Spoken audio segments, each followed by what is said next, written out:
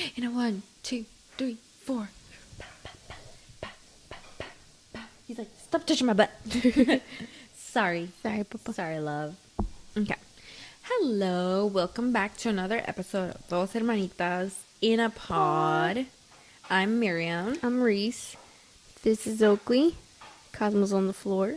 Yes. And we are here today to have a spooky episode because it is October. Happy Ween. Happy October Ween. Happy Ween. Yes. Very exciting stuff. It's finally here. My sister has come alive. I'm here. She resurrected October 1st. Resurrected. How do you say it? Resurrected. Resurrected October 1st. I'm back. She's back, baby. And better than ever. Okay? I'm alive again. So we're here to have a spooky episode. We're going to talk about haunted places. Mine's like a place where really bad things happened. Mm-hmm. But it's not like haunted, but it's haunted by the happenings. Okay. What happened in that house. Yours is an actual place that is haunted. Yeah. If you guys hear like some water running or some chapping, that's our mother right there. She's cooking. We don't got our studio yet. It's being built right now. You're hearing the construction. That's actually the construction, okay, for our new studio. So yeah, you might hear some chapping, some pots and pans clanking. You know, it's just my mommy. My mommy. Where's Mommy? Yesterday we did some October fall activities. Mm-hmm. We went to Deloso Family Farms, pumpkin patch, but they also have a bunch of other activities. It was fun. I liked it. There's a haunted house. There's a corn maze. There's a little place where you can feed animals. There's a bunch of food. Baked potatoes, really good. There's a train. There's a little train. And I'm like, you had to walk by the train tracks in order to get to like the corn maze or the haunted mansion. I was like, yo, hurry up! I'm not trying to get stuck behind this train. Yeah, because they do put the little railing down. Yeah, it's so cute. I loved it. Kids were dressed up. There's a little girl dressed as Wednesday with a big old wig. Like her wig was huge. her mom was Morticia. Yeah, it was cute. Yeah. Who else? I saw people. I don't know if you were allowed to take dogs in. I guess so, huh? Yeah, I saw a bunch of cute dogs. A little baby wiener, a little baby corgi, so adorable. 2 little fluffy dogs. They were dressed as bees. It was adorable. A cockapoo. A cockapoo. I said hi to the little cockapoo. It was adorable, dude. She was so cute. She was like touch it. You know, dogs. Yeah. It was adorable. But it was a great time. Got a lot of food. I'm mostly there for, like, the first thing we're going to do is hit up the food. I got to eat so I can focus on activities. Got me a baked potato, a corn dog.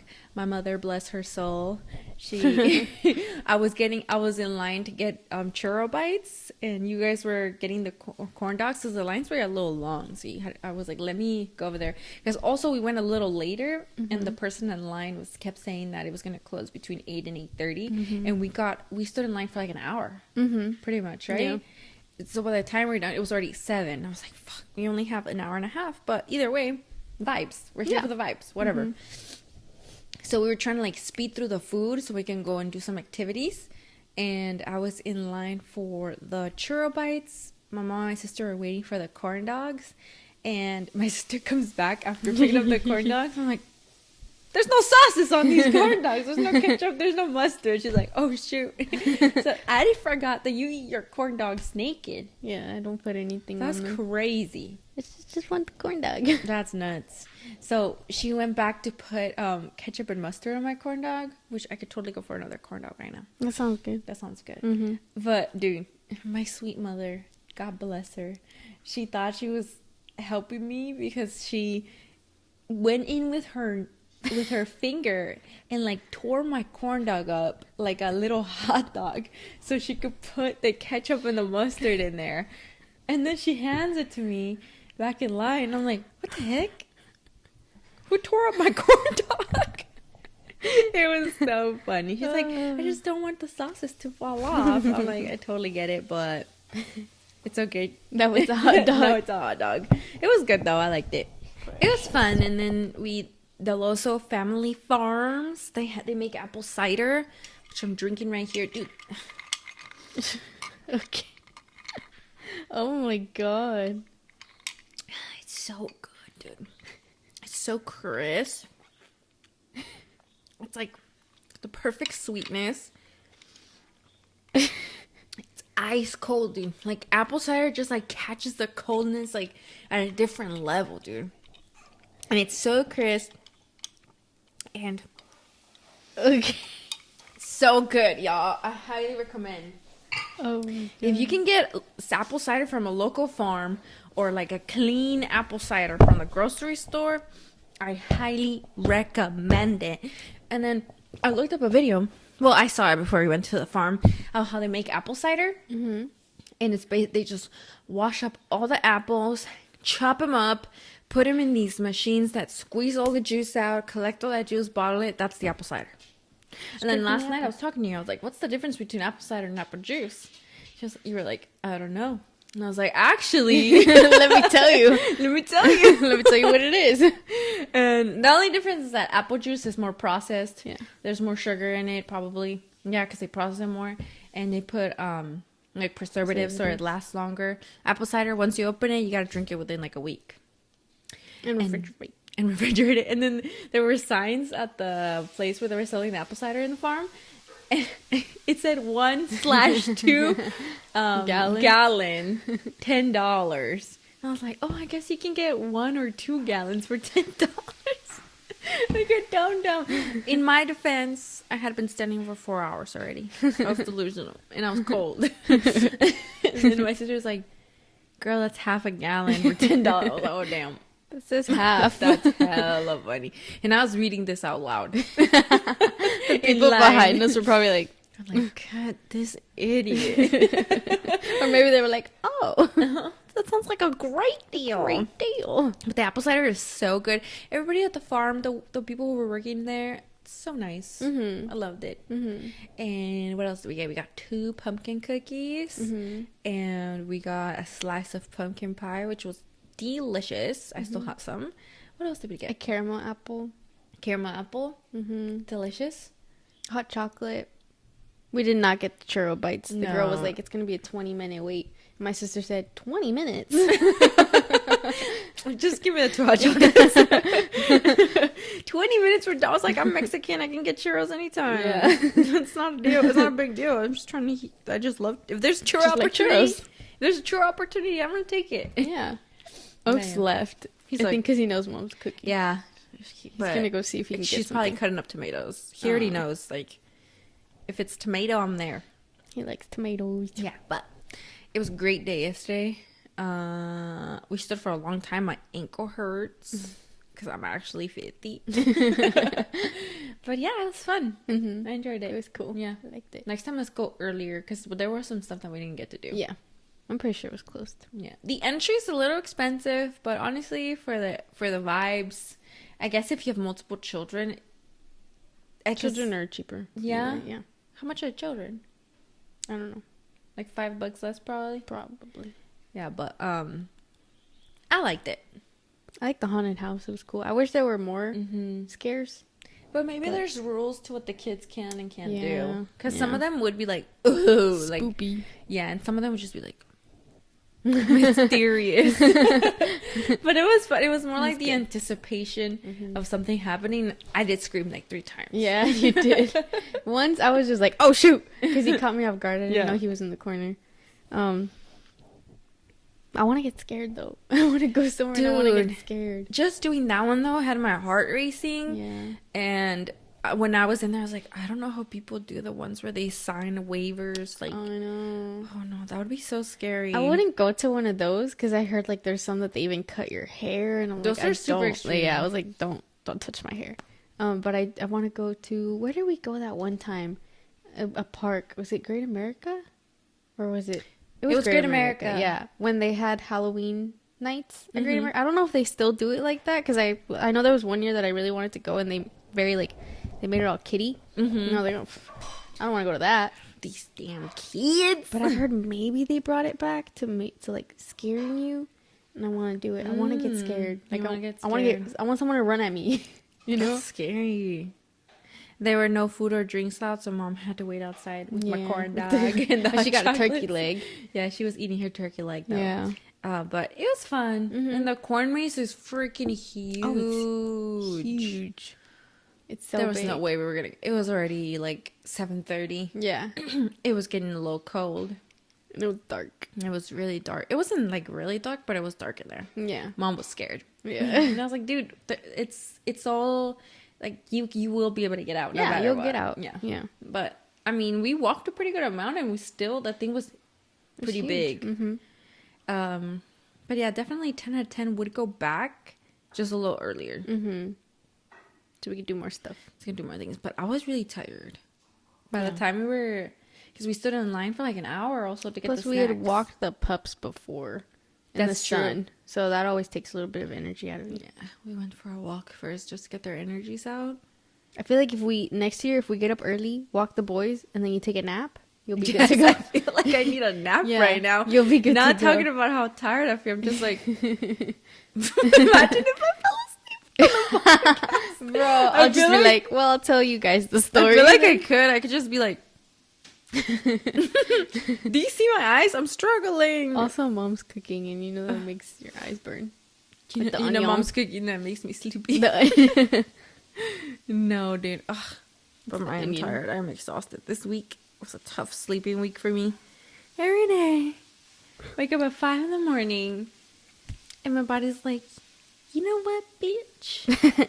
That's it. That's 5 hours right there. Well, Monday through Wednesday, Mm-hmm. we get up 5:30, 5:40. 5:40 to get up and run the boys, right? By Wednesday, I'm like, fuck. Why, Lord? Thursday, Friday, you aim to wake up 6:30 or 7. I'm waking up at 7, dude. So I wake up at 7 too on Thursday No, and you Friday. wake up at 7:30. No, I don't. You're getting up out of bed at 7:30, sis. I'm up at 7. But I'm getting out of my room at 7:30, but I'm awake in my room. What are you doing for 30 minutes? I'm cuddling Cosmo. Oh. I thought you were asleep. No, I'm awake. Because Cosmo likes to wake up. He comes up onto my bed and he cuddles. But I'm not going back to sleep. Oh, you're just waiting for me to to get out of the bathroom. Ah, I see. Yeah. So I can use it. Yeah. But you just can't go back to sleep. 5 in the morning, and then our neighbors, they decorated for Halloween with inflatables, and their sprinklers start going at 5 in the morning, dude. And the water hits the inflatable, and I just hear the sprinklers turn on. They're like, and then it goes.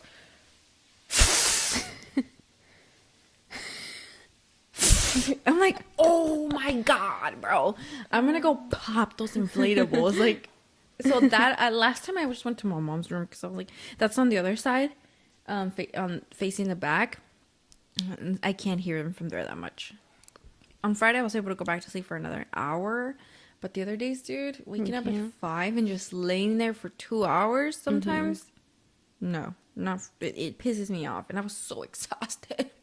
Now you know what I was feeling, dude. It was like 2 weeks that I was waking up like 3 times a night. And I have no idea why. I still have no idea why. Es que se te subía el muerto. Literally, a las 3 de la mañana, a las 4 y a las 5. Oh my gosh. Exactamente 3, 4 y 5 me despertaba. That's crazy. Yeah. That I would check the time. I'd be like, it's 3. Okay, now it's 4. Now it's 5. Bruh. And then I just stopped checking the time because I was like, okay, so it's 3. Dude, that's crazy. Mm-hmm. And then I'd be like, did the boys wake me up? Because I sleep in my room. And they're knocked out freaking. No, and Oakley does wake. I think on Thursday he did wake me up because I heard him scratching up the wall. He sleeps against the wall with his legs up, and then when he has dreams, he just like scratches the crap out of the wall. You think if I put their beds in my room? That's what I was gonna tell you. He might just sleep on his bed and stop scratching bed. things up. Yeah, I might just do that because. Yeah, but I know. You got your sleeping crystal in your room now, and that's helped you. Mm-hmm. I was like, I need me a sleeping crystal. I gotta put one in your room too. to bash me in the head so I could go to sleep. Like at 5 when my body wakes me up, I'm just gonna bash myself in the head with a crystal and then go back to bed. It's really funny. Yeah. I think I got some more sleep during the weekend though. Yeah. Weird. Ya la perdimos. Dude, the way I could take a nap. Anyway, today we're here to talk about spooky things, okay? Spooky things. So, do you want to go first, Sissy Poo? Do you want to? I go first just because I took minimal notes because I was like, I can remember all this information. Go before it leaves me. I'm over here watching the videos. Wait, hold up. What happened? You played the video. I got a little lazy, I'm not gonna lie. Last week I took my certification test, yeah! and I passed it. Round of applause. Let me give you a pumpkin. Yeah, so that's why there was no episode last week, because there was no time to prepare anything. I was just passing the test. I was studying for this test. She's a certified The moment I would get home from work, study. I'll be studying. And I'll be studying in bed. Like this with my iPad sideways. I'm studying. I was just doing practice questions. Yeah. It was easy. I didn't really... when it got to the 1 week mark, I was like, I'm not taking any more notes. This is useless. I'm just doing practice questions. And I'll just take mental notes. Yeah. That's what I ended up doing. Mm-hmm. Today I'm going to tell you about Dorothea Puente. She was a serial killer. Oh, okay? She. You don't see a lot of female serial killers. What man do you know called Dorothea? No, she was the serial killer. Well, I didn't know it was a serial killer. But you don't see a lot of female serial killers. No, and this one is really weird because she was actually really old. Whoa, yeah, she was crazy. Oh. But since we were doing haunted places, but I'm telling you about Dorothea Puente, but all the killings that she did happened in one house in Sacramento. Ooh, yeah, right here. Like our backyard. Okay. In our backyard. So what happened was so what Dorothea did is she killed, I think it's 9 people that we know of. 7 she buried in the front yard of the house. The front yard? That's very... Yeah, it's crazy. So let's start off. Dorothea was born as Dorothea Gray in San Bernardino, California, close to Los Angeles.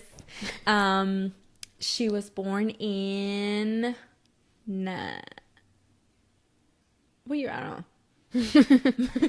What year was she born? That's not what we said. Good thing I took mental notes. Yeah. Good thing you're going first. Sorry about that. Okay, she was born on January 9th, 1929 in San Bernardino, California, close to Los Angeles. She was born to her 2 parents. Duh. And, they were not very good parents. The mom, she dedicated herself to sex work, which doesn't make you a bad person, but she just wasn't a good mom. And the dad, he was abusive. He was an alcoholic. They neglected their kids a lot. She was one of 7 siblings, I believe, and the parents just didn't take care of them. They wouldn't feed them. They had to scavenge the garbage to try and get food. Mom ended up dying in like a motorcycle accident. The dad ended up passing away as well. He was a World War I veteran. His lungs were all messed up from like mustard gas that he had been exposed to. So he was an alcoholic. He was super messed up to the kids. He would say that he was gonna kill himself in front of them, and then he would take his gun out and like put it in his mouth and be like, "I'm gonna shoot myself right now." So imagine like how traumatic that is to children. Yeah. So obviously like this was already setting her up to like struggle in life, you know, just based on these happenings and all the neglect and abuse. So that's where she was born into. Obviously not very happy upbringing. No, never had any support from adults since her parents ended up dying pretty young when she was pretty young. So she ends up moving to She ends up moving around. She also does end up doing sex work, while at the same time working in a ice cream shop. And in order to make enough money, she would also do sex work. By the mid 1960s, she had been married 3 times and took on the name of her third husband. Because remember, she was born Dorothea Gray. Her third husband, his last name was Puente. That's where she started being known as Dorothea Puente. And in 1981, she started renting an apartment. And it's a Victorian mansion type house. And they had the rooms would be apartments. And the address of this place is 1426 F Street, Sacramento, California. This will be the house where all the murders happen. Okay. But in 1981 is when she first enters this place, and she's a tenant. She's renting a room in this place. And once she starts living there, she starts taking the role of caretaker for the other tenants in the building, because a lot of older people live there. While living there, she also met another woman called Ruth Monroe. Dorothea met Ruth through Ruth's husband, who had introduced them, so they became friends. Eventually, Ruth's husband ends up being diagnosed with cancer, and he can no longer live at home with her. He lives full-time in the hospital because he's super sick. Ruth doesn't want to live by herself, so Dorothea had an idea where she was like, oh, you can come live in the house with me. Like, we have spare apartments. So Ruth moves in with her. This was they interview her son. She says that they helped his mom move in to the house at 1426 F Street, Sacramento, California, on Easter Sunday of 1982. But he would visit his mother every day to check in on her, see how she was doing. And he started to notice that she was not doing okay health-wise. She was deteriorating. She was getting really sick. And one day when he comes in, he sees his mother. She's not looking good, and she has a drink in her hand. And he thinks that's weird because his mother doesn't drink. Oh. So he asks, like, what's that drink? He's like, oh, it's a drink that Dorothea made for me just to help calm my nerves. And he thought that was weird, but he was like, okay, well, I hope, like, trying to see if his mom's gonna get better. In 2 weeks, by April 26th, remember, she moved in Easter Sunday 1982. By April 26th, his mother was dead. 2 weeks after moving in with Dorothea. And what they found was that she had taken a bunch of pills. She had a high dose of medication in her system. And they ruled her death a suicide. Dorothea was like, oh, I think she killed herself. Yeah. Okay. And they ruled her death a suicide, but they never linked it to Dorothea. So he always thought that was weird. It's like, my mom had a lot to live for. She had kids. She had grandchildren. Yes, her husband was sick, but she still had a life to live, you know? So that was really weird to him. But I mean, it was ruled a suicide. Nobody said, you know, that something suspicious had happened. So he kind of just kept living. By August 1982, Dorothea got in trouble with the authorities for forging signatures on Social Security checks. Basically, she was taking her tenants' Social Security checks, signing them, and cashing them. And she got caught. She was paroled September of 1985, 3 years later, and came back to 1426 F Street, Sacramento. But this time, she did things a little differently. She kept collecting the checks from her tenants and cashing in for the money. But she went unnoticed for about 3 more years of doing this. What happened was basically what got the investigation started was because in November 1988, a social worker filed a missing persons report for a man called Bert Montoya, who was a 51-year-old, whose last known address was 1426 F Street. Bert had a lot of mental disorders, and he was a schizophrenic person. So once they lost, his parents always took care of him even when he got older, and they lost track of him. So then the social worker put in a missing persons report. So like that, like we cannot find him anywhere. So once the missing persons report is up, then investigator, I think John was his name. He went to check out his last known address. He ran a background check on Bert and on the person who was running the house, which was Dorothea. And that's when he found out that's where he was living. So he went out to look with him and his partner and Dorothea's parole officer. Oh. But before they headed over, the social worker told him, hey, you might want to take some shovels when you go and check in on this house, because I've driven by a couple times and I've seen that there's like holes have been dug up in the front. I see mounds. I see fresh dug up holes. So just take a shovel just to check it out. Mm-hmm. So he does. Okay. Isn't that suspicious? Yeah, I think that's what probably triggered her to be like, let's put in a missing persons report. Something else is happening here. And they went in. They knocked on the door. Dorothea opens the door. The investigator says, like, she looked clean. She was well dressed. And the first thing that she told him was, oh, I've been expecting you to come. And they're like, what? Mm-hmm. That threw them off. They were like, what do you mean? And basically, after she was paroled, she was told that she could no longer run like the house, she could an apartment complex. Yeah, she wouldn't be able to run anything like a house with tenants in it because of what she had been doing before. And basically, she told me, I was expecting you because actually, officer, like, I am breaking my parole, you know, because I have been running this house. Yeah. So they're like, oh, okay. And they're like, they talked to her about Bert, and she was like, I don't know who that is. I don't know. He hasn't been here in a while. Mm-hmm. So they're like, okay, well, do you mind if we've gotten some reports of some suspicious stuff going on in the front? Do you mind if we just check it out? We have our shovels. And they had 3 people, but they only brought 2 shovels, so they ended up borrowing a shovel from Dorothea.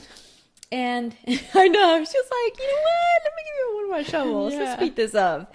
But before they started digging, Dorothea was like, officer, why don't you, like, go back to your office? I know you got more important things to work on than little old me. And I'll hire someone to come and dig up the holes. And then when they're done, you can come over and check them out. Oh my god. And he was like, no thank you. Okay, good. Imagine he was like, oh, that's great. Yeah, good idea. He's like, no thank you. We'll check it out ourselves. We're already here. We have no problem checking it out. And if we disturb anything, we'll just put it back to the way it was. Don't worry. Just let us borrow a shovel. Fuck, dude. They got me. Didn't work. She was like, these meddling kids. Damn kids. And so they started digging. And he's digging in the front yard. And he hits something. He's like, what the hell? He finds like cloth. He's like, why would there be a piece of clothing in this dirt? Because he's already digging. He keeps going, and he pulls out a human bone. So they've been there a while? Yeah. They have been there a while. Mm-hmm. He pulls out a human bone, and I think it was a femur, he said. Mm. And he pulls it out, and she's up on the balcony, and she's like, gasp. Surprise Pikachu. That's how she was. But at this point they had no reason to suspect that she was killing people, right? Because she's also like, oh, I was in jail for 3 years, like other people lived here. It wasn't just me running this place, so I have no idea where that bone came from. And they're like, I mean, and multiple people live in the house, so they can't just be like, oh, just because she's running it, she's the one killing people. So they're like, okay. And there's no suspicion. They don't arrest her. They don't question her any further. He just calls the FBI. The FBI comes in. They're like, we need to start the investigation now because we need to dig up this whole front yard. Like now. They start digging up the front yard. Dorothea's in the house, right? But she's like, am I under arrest? He's like, no, why would you ask me that? That's really odd that we haven't said anything to you about that. She's like, it's because I'm getting really nervous. And this is the next day when they're digging again. I'm getting really nervous and I just want to go get a cup of coffee. Do you think I can just go down to the hotel around the corner? My nephew's there, just to calm my nerves. Y ahí está el officer. He's like, oh, yeah, sure. I'll walk you over there. Because by then, a lot of reporters were out on the street because people started figuring out what was happening. Yeah. And they're like, he's like, I'll walk with you to the hotel just in case so you don't get hounded by reporters on what's happening here. He walks her over. He heads back. He continues digging. And then he hits another human remain. It's a human leg. This time, that's when his boss is like, "Where's Dorothea? We need to start questioning her. This is odd." And he's like, "Bruh, she's getting a cup of coffee around the corner." Actually, I took her to a hotel. I let her out. But that's the thing about her is that because she was so old, she was so small, she looked so frail, nobody was gonna be like, oh, she's killing all these people, right?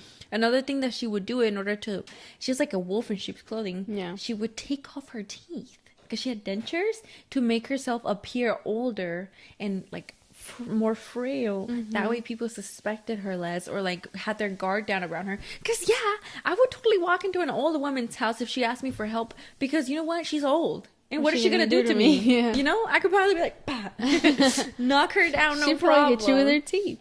She'd be like spooks. So my guard would be down. You know how many old ladies in the streets have been like, ma'am, do you need help? I mean, you could take me to your car, no problem. She could hit you with her baston though. Yeah, she could hit me with her cane. Bah. I'm in the car. Like, I don't question when it comes to helping older people, right? You probably should. I mean, remember we went to the donut shop and the lady was like walking down with her cane and holding her donuts. And I was like, ma'am, do you need help? Yeah. Do you need me to walk you to your car? Yeah. She's like, nah, I got it. She's like, this girl, she's trying to kill me. She's trying to kill me. Yeah. But you don't question old people. No, because why would they hurt you? Yeah. Also, they can't even hurt you. They're old, right? Yeah. So, they're looking for her. They go back to one of the detectives goes back to the hotel and asks, where did you guys see where's her nephew staying? Did you guys see where she went? And the person working at the hotel is like, yep, she was here. She did come in here, but she used her payphone. She called a taxi and the taxi came and picked her up. Bro, she got away, dude. She got away for 5 days only, though. She fled to LA where she was hiding, but your girl wasn't really hiding that well because she was having drinks at a bar. She thought she got away. She was like, I'm chilling. That's how confident she was, dude. That she was not gonna get caught. But also, it looks really bad now. You left. Yeah, why would you be like, my nerves? Yeah, I have to go to LA. I'd be scared. I'd be like, oh my god, like, officer, take me to the department. Take me to the jail. I need to go sleep on your couch. I don't want to be home right now. Oh, Cochmita looks so cute. Cochmo? Cochmita. No, sweetheart. Squish boy. So, she only got away for 5 days. What happened was that they were putting it on TV. They were putting her face on, her picture on TV. And one of the people that she had been out drinking at the bar one night recognized her and called the hotline and was like, hey, I was just having drinks with this woman at the bar. I can tell you which hotel she's staying at. So they went and they got her ass. Yup. Should have stayed inside. Yeah, in the end, they ended up finding 7 bodies buried in the front. The crazy thing is that it was in the front yard, sis. Yeah. In the front yard. When 7 bodies. That nobody saw her. Yeah, that's the thing. And there were no witnesses. How'd she drag him up? Yes, that's another mystery. That she definitely had help from someone. Yeah. And there was a man who gave a tip that said, hey, she was paying me to dig up holes, but I didn't put any bodies in there. So someone made the holes for her. This man made the holes for her. Okay. But he says that he wasn't putting any bodies in. She was just hiring to dig up the holes. And that's what he did. He didn't question it? And he didn't fucking question it. Okay. I mean, she could have been planting plants. But to hide a body, you need a big hole. But you don't question an old lady's, she's asking me to dig holes because she's going to put bodies in here. Yeah, right? Because these are adult bodies. Yeah, these are old. These are all like she was taking advantage of people who had like mental disabilities or like were older or like mental disorders. So she knew that these people weren't gonna be like nobody was gonna come and look for them, right? Yeah. And she was gonna cash in the money. Yeah. So she wasn't doing her crimes for like sexual gratification or because she liked killing. Obviously she had no problem killing people, but it wasn't because just of the thrill of the kill, right? She would just simply wanted it for money, and this was a way for her to survive, and she had to do what she had to do in order to make sure that she had her money and continue to why survive. get rid of them so they couldn't cash the money, or like because they're gonna imagine I'm pretty sure they're gonna be like, hey, where's my money? Okay. Right. Okay. But that way she could keep the whole check. And they were gone. Okay. And in her mind, nobody was ever going to come questioning. Yeah. But with Bert Montoya, his parents were looking for him. Yeah. Dang. And also, like, people with, like, schizophrenia or other mental health disorders, they lose track of who they are, where they are.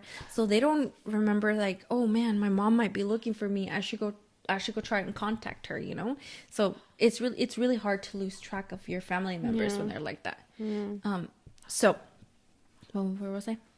So he was digging the holes for her, but not putting in the bodies. No. So they know she had an accomplice, but they don't know who it was because they never able to find out. But one of the detectives says, like, I think it could have just been someone that was already living in the home that knew what she was doing, and instead of maybe them becoming a victim themselves, they were helping her. Okay. So she wouldn't hurt them. Okay. But nobody came out and said, what happened. Yeah. Yeah, but it was really messed up. There were no witnesses to the burials. That's crazy. Or the bodies coming down to the ground and being buried. There was one woman that was buried literally feet from the sidewalk. What? Imagine. See this? Nobody saw her. And the sad part was that she was missing her head, her feet, and her hands. And they never found those. Oh. I think she did it so that she wouldn't be identified. Yeah. But I think there were... Oh, her head's gone. Yeah. Like, now she left the teeth behind. No. So, but eventually the investigator that was helping dig up the bodies... from like criminal investigation unit, you know, she was able to identify all 7 bodies and bring them and like help bring closure to their families. Yeah. So because she knew that she tried to do a really good job with the whole digging up process and getting all the evidence, because she knew that if she made mistakes then it was going to affect how she was going to be sentenced, or how the trial was going to run, or how the evidence was going to be presented, right? Okay. So she tried to do a really good job, and she was able to identify all 7 bodies, which, I mean, that's good. Props to her, for real. Didn't you say there were 9 that they knew of? Yeah, because 7 bodies in the ground. Okay. Then we have Ruth. Oh, yes. Who was ruled a suicide. Yes. And another person. When she got out of jail, when she was in jail for like 3 years, there was a man that was her pen pal. I forgot his name. I didn't write this down because I thought I could store it all in my brain. There was a man who became her pen pal in jail. And he actually picked her up from jail after she got out on parole and took her back to the Sacramento house and started living there. And then he went missing. Well, yeah, he went missing. And they found he was a John Doe for a really long time because his body had been found in a Sacramento River in a box. Okay. But no one knew who he was. Okay. For years, until this other investigation was open and all the bodies were found, and they were able to figure out that was her pen pal from jail. So she probably killed him too. So that's 9 people right there. Yeah. She had to have someone helping her. How do you put a body in a car, drive the car to a river, and then dump the body in the river? A man's body. It's heavy. Yeah. And she's tiny, sis. Yeah. Do you want to see a picture of her? Mm-hmm. She had to have had some. Where's the nephew? Maybe I don't even think there was a nephew, dude. Mm. Look at her. She's old as hell. Oh my god. Yeah. She has the glasses. She does have the serial killer glasses on. I think, look. That's her when she was caught. Small. I know. What the heck? Yeah, I wouldn't think that she could pick up a body and Yeah, she definitely had somebody's help, but we'll never know who helped her or why. So another thing that helped tie all these bodies to her being the murderer was that when they did a toxicology report, they all had Dalmane in their system. Dalmane is a sedative. Oh. Okay. Yeah. Also known as fluorazepam. Mm-hmm. And none of them, they were able to look at their medical records, and none of them had ever been prescribed this drug. But hey, guess who was prescribed this drug? Dorothy. That's crazy. Dorothy. Come on now, girl. Whoa. Come on. So that's how they were like, that's odd. She was probably the one giving them to the. And a lot of women that commit murders, they do end up doing it through poison because it takes less physical work. It's easier, it's faster, you know, and it's less noticeable. Yeah. So that's another piece of evidence that they put in order to help convict her. So is that why they died? Yeah, she overdosed them. Okay. And she mixed it with alcohol. Okay. And when you mix that with alcohol, it can be lethal. Yeah, okay. So a lot of people died that way. Okay. And the thing is, like, there was one room called what the investigator called the death room, because when he went in there and he picked up the carpet, there was like putrefied bodily decomposition fluid. He said it smelled disgusting, and he recognized that smell right away because that's his job. He goes to a lot of crime scenes, so he's like, yeah, she would kill them, poison them, and then she would let them lay here until she had like somewhere prepared to bury them. Okay. Yeah, it's disgusting. Yeah, so she ends up being they end up taking her trial not in Sacramento. They take her to Salinas, Monterey County, because they believe that she couldn't get a fair trial in Sac because of the news. Okay. Obviously everybody knew what was happening in this house and who she was. So they took her down to Salinas. They had the trial. She was convicted for 3 of the 7 murders of the bodies that they found. Okay. The other 7, the other 4, and then the 2 other ones, the guy that was found in the river and Ruth, she wasn't convicted for. They declared that the judge declared that a mistrial because out of all the jurors, I think it was 11 jurors, 10 agreed that she had done it, but 1 said that she had it, that he didn't believe that it was her. So she wasn't able to be charged for those murders, only for 3. Bro. I'm like, why? Why? She obviously didn't. It was him. Case closed. Why? Yeah, either way, she got life in prison. Okay. But not that long. After all of this came out, Ruth's son was able to go on the stand and talk about what happened to his mother. But unfortunately, she wasn't charged with her death. Then he was talking to his lawyer. They're like, well, we could go on trial again, but, it's going to be a lot of money. And either way, like, she's already getting life in prison. What else? Well, they can't give her any more time, without parole. So she's dying in prison. But at the same time, I could totally understand, like, wanting to get justice for your mother and having someone be responsible for what happened to her. Because he's like, I know she did not commit suicide.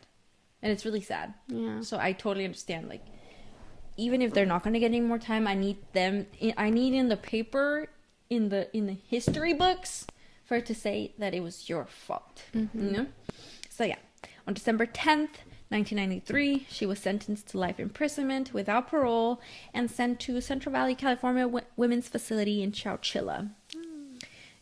While in prison, she conducted a series of interviews with a reporter. The reporter's trying to figure out, like, what caused her to commit these murders, right? Like, who is she? Is she, like, a horrible person? Like, is she evil? But basically, he found out, like, yeah, she doesn't care. It was all money. Yeah, these people were just a check to her, and she was gonna have to do whatever she did in order to get that money. I mean, she doesn't care to this point. That when she was in jail, she was like, I don't care what other people think of me. So she's a psychopath. Yeah, she's crazy. Yeah. She ended up dying on March 27th, 2011, at the age of 82 in prison. Her house was sold to Tom Williams and Barbara Holmes, and it's now a tourist attraction. They live on there, like that's their home. They bought it for. Let me tell you this number. It's cheap as fuck, and I would have bought it too. Let me see. So she was in there for 18 years before she passed away. Yeah. They bought it in 2010. Barbara Holmes and Tom Williams. It's a beautiful Victorian home. They restored it and everything for $226,000. Yeah. Yeah, I would have taken that house, no problem. It too. But I mean, yeah, they renovated the whole thing. They made it into a home. Yeah. They understand what happened in that house, and they don't mind people coming to the home to take a look from the outside. But they have a sign like "Don't come into the property." They kind of a little playful with what happened in that house because they have a mannequin of a woman in a red coat, which is what she was wearing when she escaped, and an officer putting her in handcuffs at the front. Year round or for Halloween? No, I think they just had it up there, but eventually somebody grabbed it and tore it up. Oh, yeah. Yeah. It's kind of messed up. You don't want to see that. Yeah. No, but they have fence and everything, and they have like a little QR code. You can scan it for more information. But it says like, this is still private property. This is somebody's home. Please don't come in to the private property. Like, it's not a museum, you know? Yeah. Yeah, but they said they were able to make it their home. I don't know. I'd be kind of scared. Well, yeah. I feel like bad things happen in there. Yeah. But there's got to be some bad energy or probably spirits. Yeah. But they seem pretty happy and they look like normal people. I mean, for that price. Yeah, $226. An old Victorian home, sis. That's crazy. Yeah. In the Sacramento area. Not a bad location. Mm-hmm. But yeah, that's the story of Dorothea Puente and her house in Sacramento. When you told me about that, I was like, can we go? But then you told me someone lives there, and I was like, no, they actually live there, yeah. Someone lives there. Mm-hmm. Okay. You would think like this house would just sit there, but okay. Yeah, or a lot of places where bad things happen, they ended up just tearing it down or just letting it fall apart. Mm-hmm. But there's a lot of places. Like that one house. I don't remember where it is. But I think it just kind of just sits there. I mean, it's an attraction now. They've turned it into an... I don't remember. It's demonic house. They say a demon lives in the basement. Whoa. Mm-hmm. Spooks. Yeah. Not a demon. But yeah, that's or the Sally story. House. Like there's... I don't know a lot of this spooky stuff. I think you know more of those spooky things. Spooky places. Spooky places. But you'd think... Yeah. Any questions, concerns, comments? I mean, nope. I think you covered everything really well. Dude, that sucks. I mean, poor people. I know. They didn't do anything. Mm-mm. They just trusted her because she was old looking. They just lived there. So she went to live there, right? And she ended up becoming the person to run the whole thing? Where was the original person? That's what I was questioning too. I was like, what do you mean? Because she started renting a room. This is what the information says. That she started renting an apartment in there. And then she took over. Where's the actual owner of the building? Yeah, because I don't think she did not own the building. She was just kind of running it. Yeah. And but it was collecting a the house. checks. It was a house. But they called the rooms like apartments. How many rooms does it have for her to have access to 7 people like that? It was a 2-story Victorian style duplex, but it's not exact how many rooms it contained, but she rented out rooms on both floors to tenants, and it also includes a basement that they could have converted into like more living space. I guess. Yeah. Everything points to that she had help though. It's so scary. Yeah. That's so weird that they never like were able to figure out who was helping her. Yeah. Because they should definitely be in jail for helping her do all that stuff. Because it allowed her to keep going. I mean, they could have served less time because they could have said like, oh, I was pushed to do it because I was afraid for my life, right? Yeah. Which would probably earn them less time. But I think it's weird that they never were able to figure that out. Yeah. Because obviously she was not dragging, her little frail ass wasn't dragging bodies down the stairs by herself. I think so. With other people or living cutting there? people's heads off. Yeah. Or dumping them in the river. Yeah. She was not out there doing that. No. Yeah. Okay. Your turn. My turn. You ready? She did, though. She's looking up at us. She's looking up at us. Yep. Okay. Ready? What's yours about? Mine is about the Island of the Dolls, or Isla de las Muñecas, in Mexico. Mexico. Ready? Mm-hmm. Okay. So, the Isla of the Muñecas is an island, a little island in Xochimilco canals, in the Xochimilco canals near Mexico City. I think it's south of it. So we call it a little island. It is a chinampa, or a floating garden. And that's what the Aztecs used. Yes, so it is an ancient Mesoamerican agricultural technique developed by the Aztecs that resulted in a little highly fertile island. That's what I'm saying. Yeah, they're very smart. Yes. Okay. So, a man known as Don Julian Santana Barrera lived there, and it was said that he found the body of a little girl floating face down in the canal in the 1950s. So he believed he was haunted by her spirit because he wasn't able to help her, and that her spirit stayed behind and was giving him nightmares. Other people believe that he just felt really bad that he wasn't able to help her, so he began hanging dolls up to appease her. You know, other people think it was just an honor of her, just as a little memory. The first doll that was hung up supposedly was hers. It was a doll he found the next day, also face down in the canal. Jesus Christ. So he pulled it out of the water and hung it up as a tribute to her. Other people think that it was to ward off her spirit, and then him putting up more dolls was because he believed evil spirits were coming in now, and it was killing his crops that he was growing in the little chinampa. Do we know why did she drown, or? Yeah, so the story that I found of her, supposedly she was playing near the river with her sister. She fell in and drowned, and the current carried her body to the chinampa that he lived on. But other people can't really find that she existed. So some people think that whole story is maybe something that he just made up. Yeah, like a mental. Yeah, that he thought he saw a little girl and now she was haunting him. But yeah, because I would be like, I wouldn't think that's my fault. You know, it's just an unfortunate event, and I ended up finding her. But I wouldn't necessarily be like, oh, she's gonna haunt me now. But he was having nightmares where she would say, "You didn't help me. You just didn't do." I mean, anything. it's just a really traumatic experience to find that.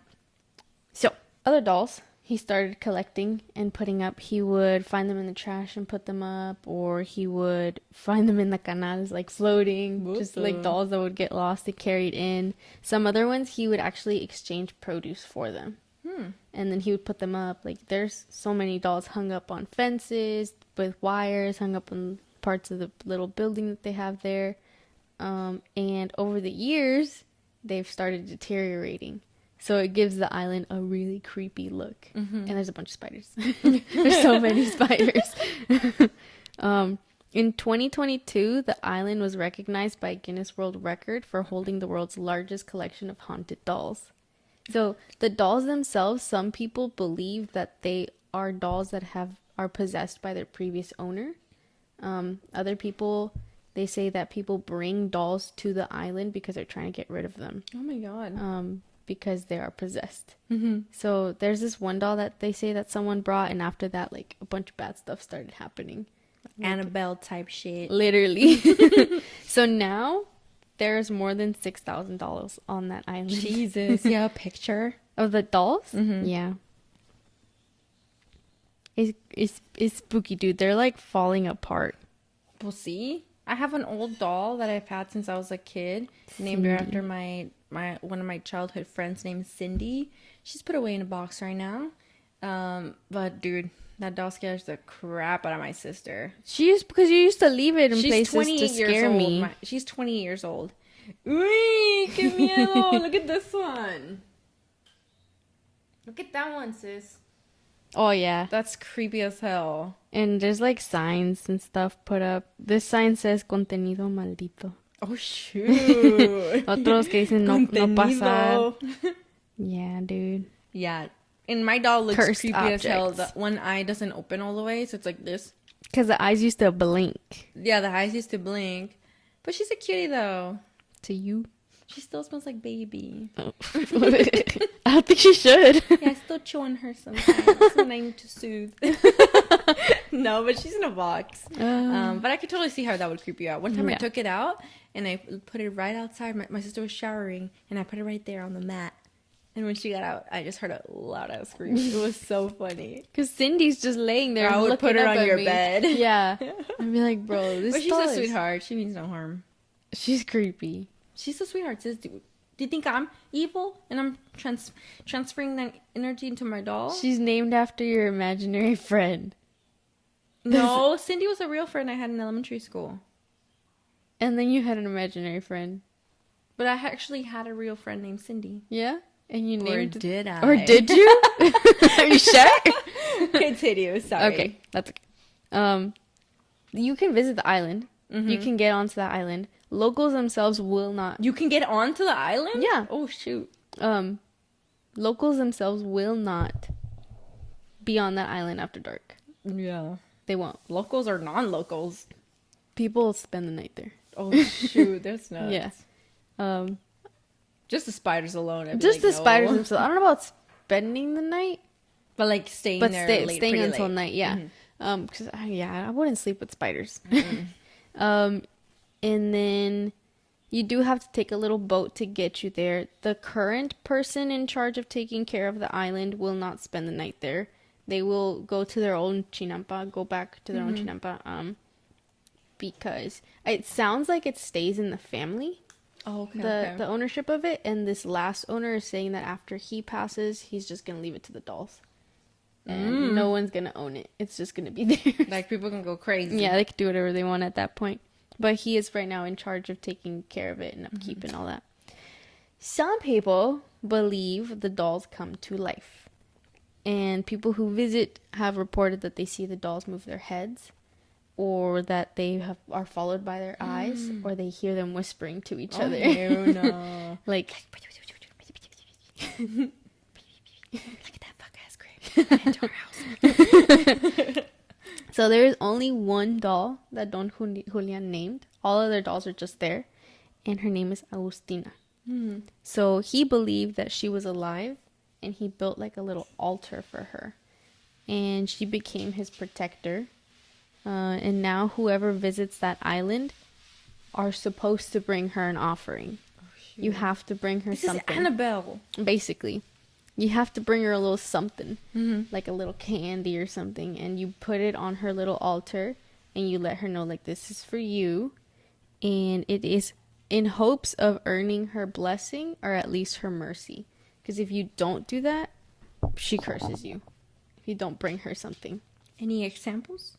Yes. Supposedly, there have been people who have come to the island and visited and don't bring her an offering, and they start experiencing nightmares, feelings of paranoia, and some people feel like they've been followed home. Oh.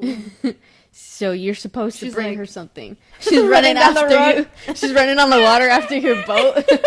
She's swimming. Oh my God, please don't curse us. I'm not making fun of you. I swear. She's like, that would be so scary. Dang, long ass tongue.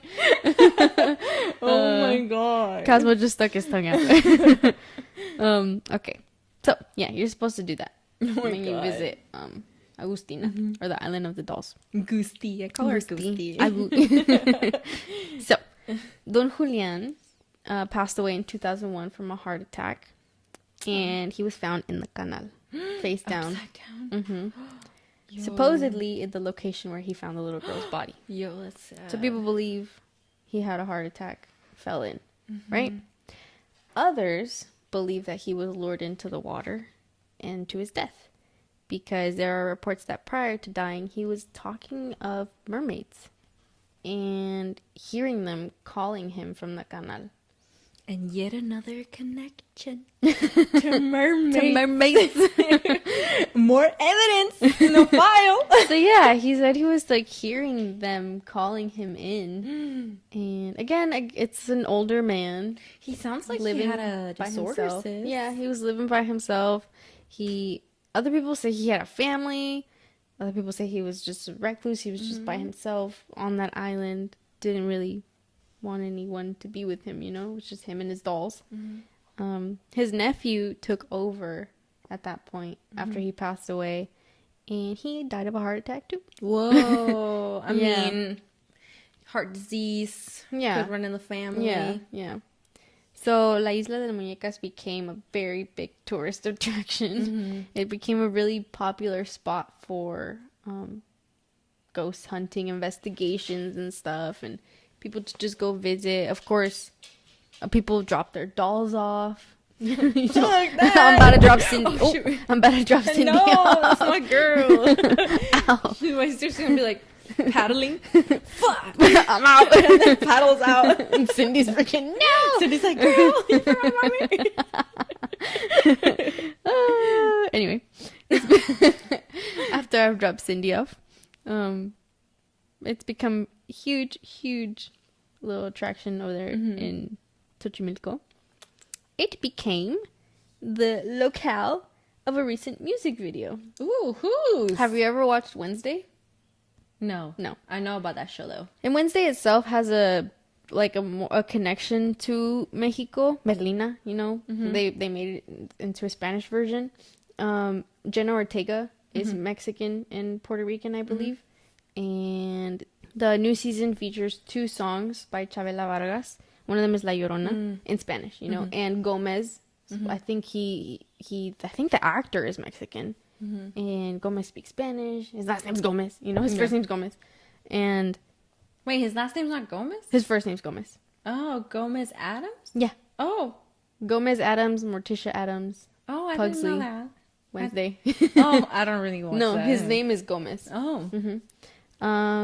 And this season featured Lady Gaga. Lady Gaga. As an actual character. But she made music for the season. Oh, spooks. And there's a song called The Dead Dance. And Lady Gaga and Tim Burton went to the Island of the Dolls to direct a music video for this song on the island with the dolls. That's pretty cool. In the music video, of course, the dolls are dancing and, they're grooving. Yeah. I think they They're said like, they finally, use, somebody bring me some ambiente over here. Everybody's always so creeped out. They're so heavy with their energy. In July, I think, there was reports coming out that Tim Burton and Lady Gaga were spotted on the island, and she was dressed, in her costume. And Tim Burton is the director of Wednesday. Yeah. He did Nightmare Before Christmas, all that. He's very spooky vibes. I love his movies. And for the music video, you see dolls dancing, you see Lady Gaga dancing. And in one of the clips that I saw, she touched the dolls. You're not really supposed to touch the dolls. She's crazy as fuck. She got carried away. So people thought, well, now you're cursed. Because you're not supposed to touch the dolls. There were reports that supposedly the dolls that she touched were the ones production brought. Oh, okay. So that she wouldn't touch the dolls themselves. But people were like, but I think you're cursed. They were still on the island. Because a little after doing that, a little after the music video came out, she ended up having to cancel a show in Miami. I don't know why. But people were like, see, you're cursed. The damn dolls. It's the dolls. Yeah.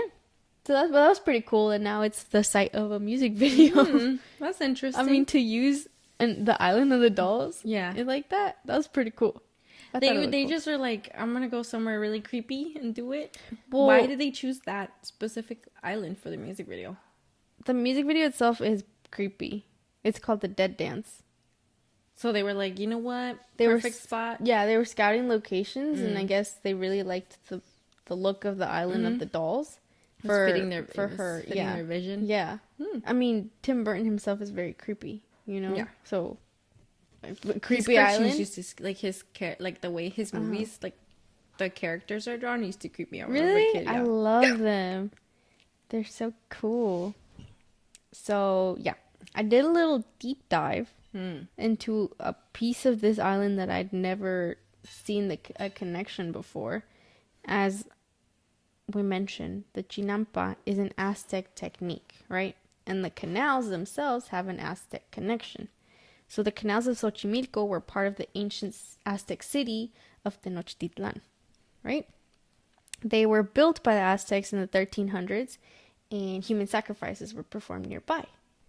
The thing that I was like, but I thought that they used to do them like in temples, a little higher up. I knew they would build their buildings very high. They had this pyramid. I don't know if it's probably near there. They have this pyramid where they can see, ¿cómo se llama? The snake, the serpent king. Yeah, and that's where they would do sacrifices. Right? Yeah. But that's I've seen that one. What's the name of the god? The serpent god? I don't remember his name. Clan or something like that? Oh, I've heard his name then, yeah. Chopapa. It's the one when the sun hits it in a certain spot, it creates. It's perfect. The snake, the serpent. stairs are the body, and then the head of the snake's right at the bottom. Yeah. So, in these sacrifices, a human heart is cut out and offered to the gods to feed them, in order to get that lean protein. No, you give it in exchange.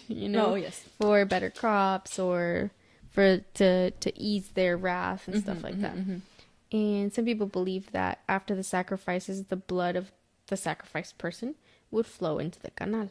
And so people were like, well, maybe their spirits are still around. Maybe they're haunting the dolls and using them as vessels. That's interesting. Because, I mean, supposedly whenever there are remains, that's kind of what keeps the spirit in one spot.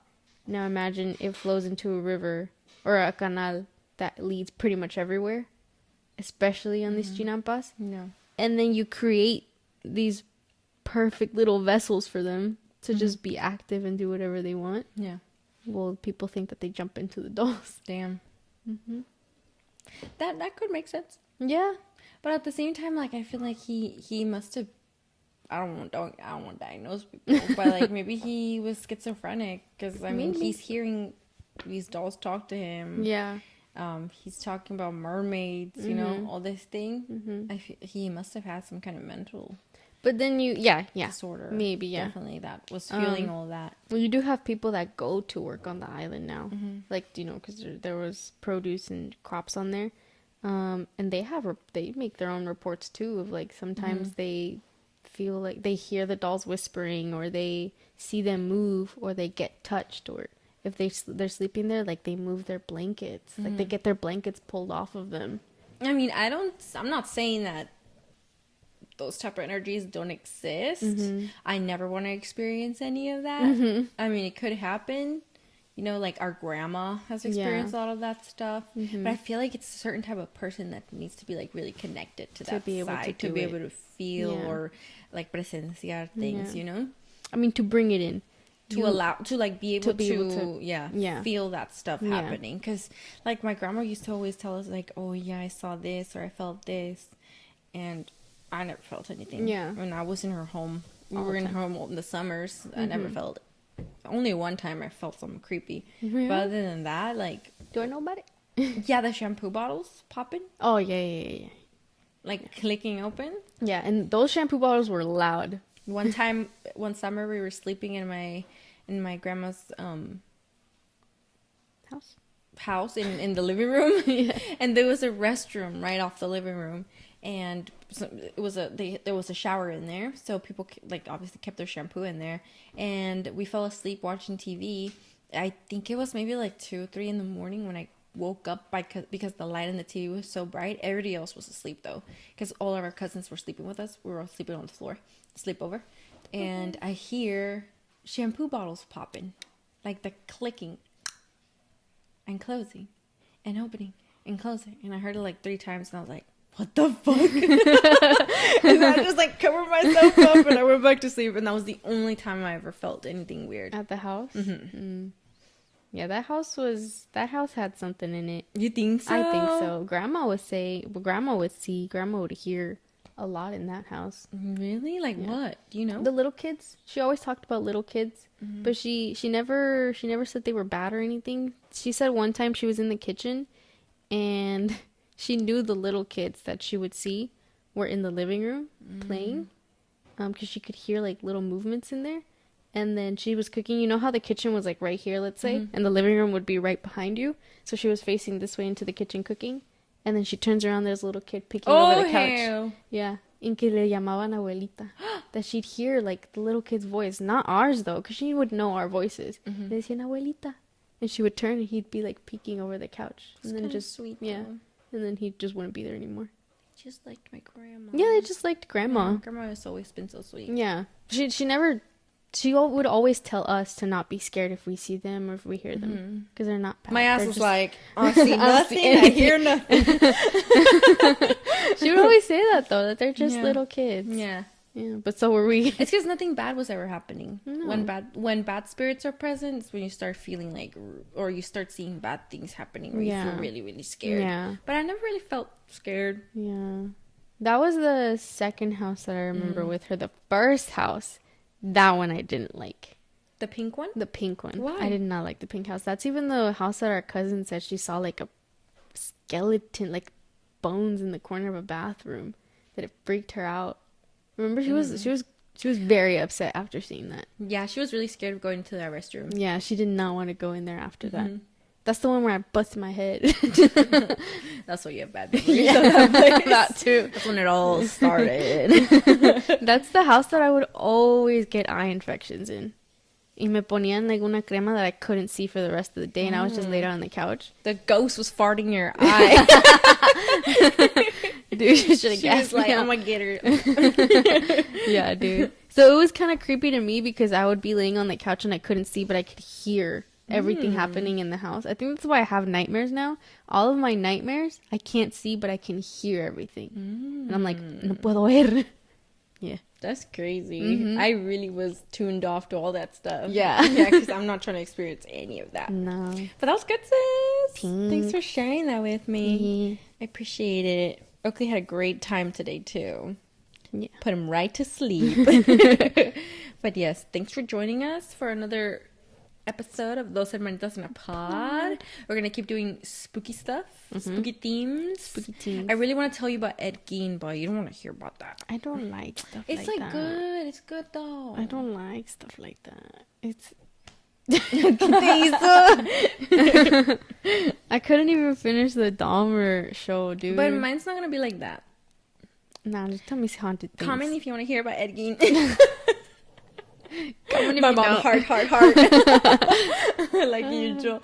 But yeah, thanks for joining us for another episode. Thanks. I And hope you liked. Yeah, I hope you liked our Happy little Ween. stories. I hope you thought it was okay that it was coming straight off the noggin most of the time. It was good, yeah. Okay, well, we'll see you in the next episode. Stay spooky. Spoopy. And enjoy this October. Yeah. As the weather gets cooler. See, that's why I'm wearing a jacket the whole time. I thrifted this.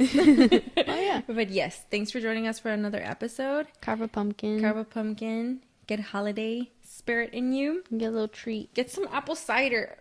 Okay? From a local farm. Yeah, it's good. If you can. Yeah. And we will see you on the next episode. Bye. Bye.